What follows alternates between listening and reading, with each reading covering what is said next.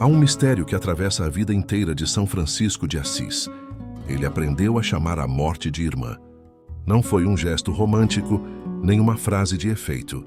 Foi a colheita de uma vida que se deixou educar pela dor, pela pobreza, pela renúncia e, sobretudo, pelo amor. Francisco não negou o sofrimento. Ele experimentou o abandono, a doença, a visão que se apagava, o corpo que já não respondia. E mesmo assim, ou talvez por causa disso, ousou chamar a morte de irmã. No seu cântico ao irmão Sol, quando parecia que a noite se fechava sobre seus olhos, ele ergueu a voz e louvou tudo o que existe: o sol e a lua, o vento e a água, a terra fecunda e, por fim, nossa irmã, a morte corporal. É como se dissesse: não tenho medo de ti, reconheço-te como parte da mesma família da criação e, porque pertenço a Deus, não estás contra mim, caminhas comigo. Essa visão não nasceu de um heroísmo frio, nasceu da compaixão. Francisco amou os pobres até tornar-se pobre. Amou os doentes até beijar o leproso. Amou a vida até agradecer por cada gota de água. E quando a morte se aproximou, ele a reconheceu com o mesmo olhar com que reconhecia um pássaro ferido, não como uma inimiga, mas como uma mensageira que devolve tudo ao coração de Deus. Quando chamou a morte de irmã, Francisco não minimizou a dor de quem fica. Ele mesmo chorou, sentiu falta, sofreu despedidas, mas descobriu um segredo. A morte não rouba aquilo que é verdadeiro, apenas revela. E o que é verdadeiro é o amor. Talvez você que me ouve traga no peito a ferida recente de uma perda. Talvez uma cadeira esteja vazia na sua casa. Talvez a voz que guiava seus dias tenha se calado. A saudade pesa, a casa parece maior, o relógio desacerta e o coração pergunta como seguir. São Francisco não oferece um atalho, mas um caminho. Ele nos convida a atravessar a dor com dignidade e esperança, a transformar o luto em oração, a permitir que a ausência se torne presença de outro modo. Primeiro, permita-se sentir. Francisco jamais exigiu de si mesmo uma força de pedra. Ele chorou, e suas lágrimas eram chamadas de penitência, não de fraqueza. Chorar não atrai a morte, atrai consolo. Quem ama, chora. O pranto lava os olhos para que possamos ver o invisível. Diga o nome de quem partiu. Diga-o com ternura, repita devagar como quem acende uma vela. A memória, quando é iluminada pelo amor, não fere, aquece. Depois fale com Deus como Francisco falava, com simplicidade.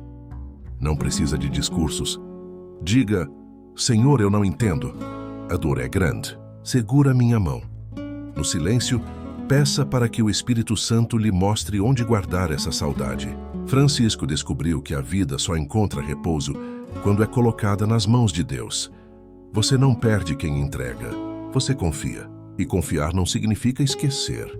Significa permitir que a lembrança amadureça, até se tornar gratidão.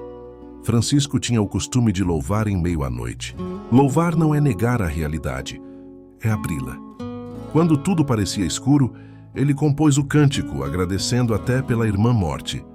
Que paradoxo, agradecer por aquilo que nos fere. Mas aqui há uma chave. Louvar é reconhecer que a última palavra não é do túmulo, é de Deus. O louvor devolve sentido ao que parecia sem sentido. Se puder, num momento de calma, leia algumas linhas do cântico. Louvado sejas, meu Senhor, por nossa irmã, a morte corporal, da qual homem algum pode escapar. E acrescente, com suas palavras: se ela visitou minha casa, que o teu amor visite meu coração. Se ela veio como noite, que tua luz amanheça. Há também um gesto simples, muito franciscano: agradecer pelos sinais pequenos que o amor deixou. Pegue um caderno e escreva 3 lembranças da pessoa amada. Momentos, frases, olhares. Escreva com detalhes: o cheiro do café, a risada que vinha do corredor, a mão que ajeitava os cabelos, o cuidado silencioso. Escrever é tecer pontes entre o visível e o eterno. A cada lembrança, diga: louvado sejas, meu Senhor, por este dom. Você perceberá que o amor não termina. Ele muda de endereço. E quando o amor muda de endereço, não é para ir longe. É para morar mais fundo. Se a dor apertar, coloque o nome da pessoa nas suas mãos, como Francisco colocava os passarinhos feridos, e diga: vai com Deus, eu te deixo livre. E peço que Ele me deixe livre para continuar. A liberdade aqui não é indiferença, É amor amadurecido. O apego quer segurar, mas o amor verdadeiro aprende a abençoar. Francisco abençoava tudo. As estradas, os irmãos, as árvores. Abençoe também sua própria vida, porque a vida continua precisando de você.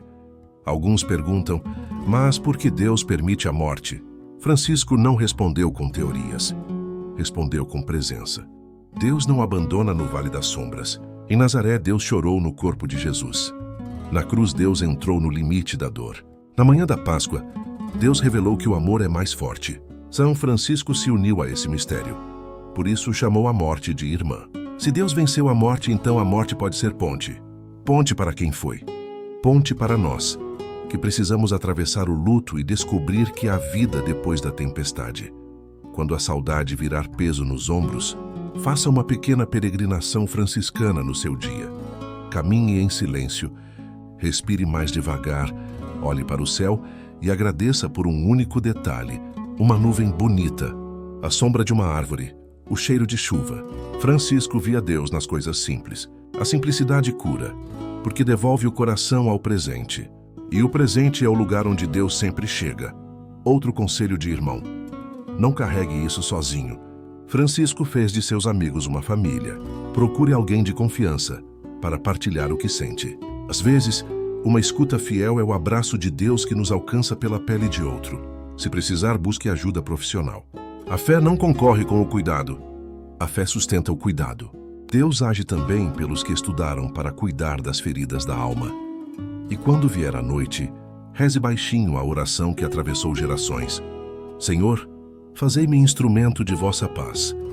Peça paz para sua casa, para seu coração, para o lugar onde a lembrança dói. Onde houver desespero, que você leve esperança. Onde houver tristeza, que você leve consolo.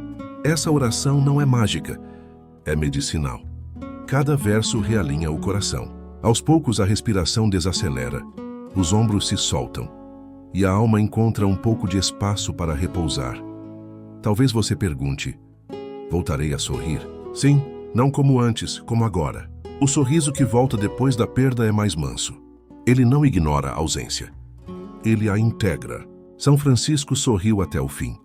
Não porque tivesse vencido a dor, mas porque havia sido vencido pelo amor. E quem é vencido pelo amor se torna brando, forte, transparente.